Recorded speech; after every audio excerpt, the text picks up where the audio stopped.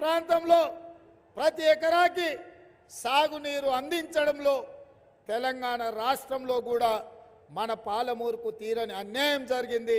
చంద్రశేఖర్ గారు నిర్లక్ష్యం వహించండు. ఆనాడు కరీంనగర్లో ఓడిపోతానన్న భయంతో పార్లమెంటుకు ఎట్లయినా వెళ్ళాలని ఆ ప్రాంతం నుంచి పారిపోయి మన పాలమూరుకు వస్తే మనము కష్టపడి మన కార్యకర్తలు ఈ పాలమూరు ప్రజలు వలస వచ్చిండన్న ఆలోచన కూడా చేయకుండా తమ రక్తాన్ని చెమటగా మార్చి భుజాల మీద మోసి పల్లకిలో పార్లమెంటుకు పంపించారు చంద్రశేఖర్ రావును.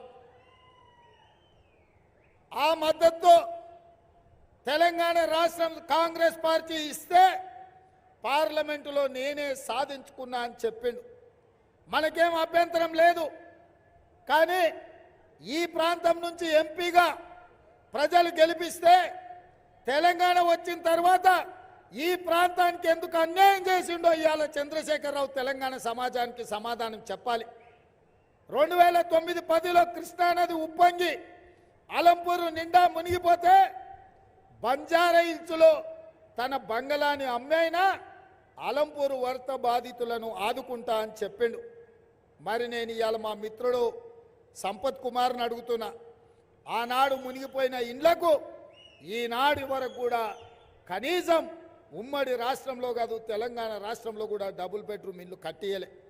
అదే కాదు ఆనాడు కాంగ్రెస్ పార్టీ హయాంలో మొదలుపెట్టిన పాలమూరు రంగారెడ్డి ఎత్తిపోతల పథకం ఈరోజు ఎక్కడేసిన గొంగడి అక్కడనే ఉంది.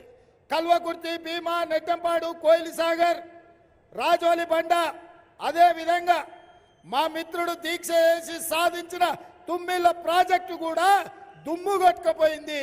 కూర్చేసుకొని కూర్చొని తుమ్మిళ్ళ కట్టిస్తున్న చంద్రశేఖరరావు ముఖ్యమంత్రి అయినాక మందేసి ఫామ్ హౌస్లో వండుకున్నాడు తప్ప తుమ్మిళ్ళ ప్రాజెక్టు కట్టియలే.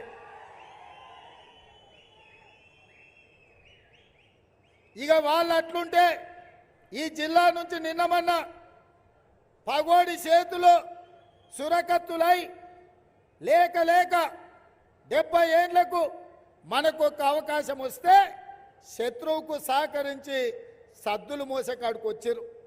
దొంగలకు సద్ది మూటలు మోసే నాయకులు కొంతమంది మన జిల్లాకు అన్యాయం చేయడానికి తయారైన.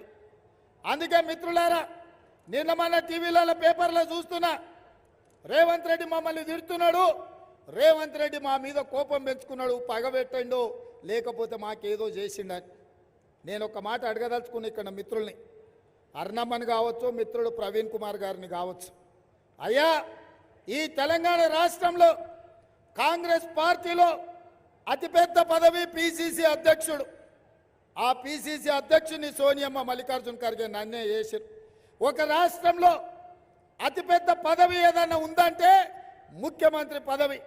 ఇవాళ ముఖ్యమంత్రి పదవి కూడా ఈ తెలంగాణ 4 కోట్ల ప్రజలు ఆశీర్వదించి ఆ కుర్చీలో నన్నే కూర్చోబెట్టిండ్రు. సోనియా గాంధీ గారు, మల్లికార్జున ఖర్గే గారు ఈరోజు నాకు అండగా నిలబడ్డారు. నాకు మీకు ఉన్న పోటేంది, నాకు మీకు ఉన్న పంచాయతీ ఏంది? మనకేమైనా గెట్టు తగాదా ఉందా, ఆస్తి తగాదా ఉందా? నాకేం తగాదా ఉంది అర్ణమ్మతోని, ప్రవీణ్ కుమార్తోనని నేను అడుగుతున్నా. నాకున్నది ఒకే ఒక్క అంశము, ఇవాళ 70 ఏళ్ల తర్వాత మన ప్రాంతానికి అవకాశం వస్తే 5 ఏళ్ళు రాజకీయాలను పక్కన పెట్టి, రాజకీయాలకు అతీతంగా ఎజెండాలు పక్కన పెట్టి మన పాలమూరును ఎట్లా అభివృద్ధి చేసుకోవాలి, మనందరం కలిసి దేశంతో పోటీ పడే విధంగా మన ప్రాజెక్టులు ఎట్లా పూర్తి చేసుకోవాలనో కూర్చొని ఆలోచన చెయ్యకుండా వచ్చినప్పటి నుంచి కాళ్ళల్లో కట్టెబెట్టి కింద పడేయాలని చూసుడు మీకు ధర్మమా అని నేను అడుగుతున్నా. అర్ణమ్మతో నాకేం పంచాయతే? అర్ణమ్మ దగ్గర ఉన్నదేందని నేను గుంజుకోనికే. గద్వాలలో ఆమె పార్టీ బీజేపీ పార్టీ ఎమ్మెల్యేకి నిలబడితే 7,000 ఓట్లు వచ్చి డిపాజిటే గల్లంత అయింది. ఇంకా మీ దగ్గరేముందమ్మా నేను అడగనికే.